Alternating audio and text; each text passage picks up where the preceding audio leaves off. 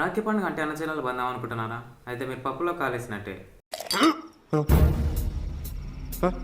ఎందుకంటే చరిత్రలో మొట్టమొదటి రాఖీని ఒక భార్య తన భర్త కట్టింది.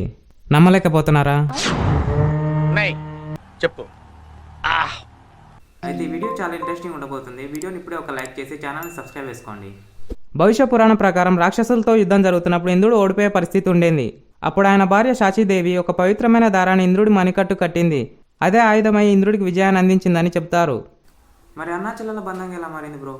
చెప్తా వినండి. మహాభారతంలో కృష్ణుడి వేలికి గాయమైతే ద్రౌపది తన చిరకొంగు చింపి కట్టిందని, దానికి కృతజ్ఞతగా కృష్ణుడు ఆమెను జీవితాంతం రక్షిస్తానని మాట ఇచ్చాడని చెప్తారు.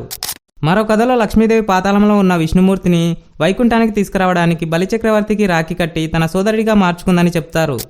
అయితే చరిత్రలో చూసుకుంటే రాణి కర్ణవతి హుమాయూన్కు రాఖీ పంపిందని, రవీంద్రనాథ్ ఠాగూర్ హిందూ ముస్లింల ఐక్యత కోసం రాఖీ ఉత్సవాలను ప్రారంభించారని చెప్తారు. ఇలా కాలక్రమేణా అన్నచెల్లెల బంధంగా మారింది. ఈ మాత్రం జనరల్ నాలెడ్జ్ లేకుండా జాబ్స్ ఎలా చేస్తున్నారా మీరు? భారతదేశంలో రక్షణకు ప్రత్యేకగా పవిత్ర దారాన్ని కట్టే ఆచారం చాలా కాలంగా వివిధ రూపాల్లో ఉంది. నిజానికి రాఖీ సంప్రదాయాన్ని ఒక కథతో లేదా పలానా వ్యక్తి ప్రారంభించడానికి చెప్పడానికి ఖచ్చితమైన చారిత్రక ఆధారాలు లేవు. రాఖీ కట్టడం అంటే నువ్వు నా జీవితంలో చాలా ముఖ్యమైన వ్యక్తివని చెప్పడమే. అయితే రాఖీ అంటే ఇన్ని రోజులు మీరేమనుకున్నారు? అన్నయ్య పట్టు నీ రాఖీ ఇవ్వు నా గిఫ్ట్ అనుకున్నారా?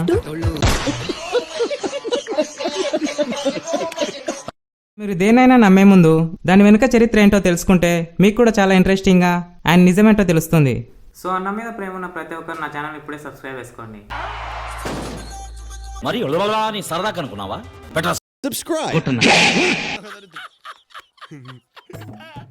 Just kidding.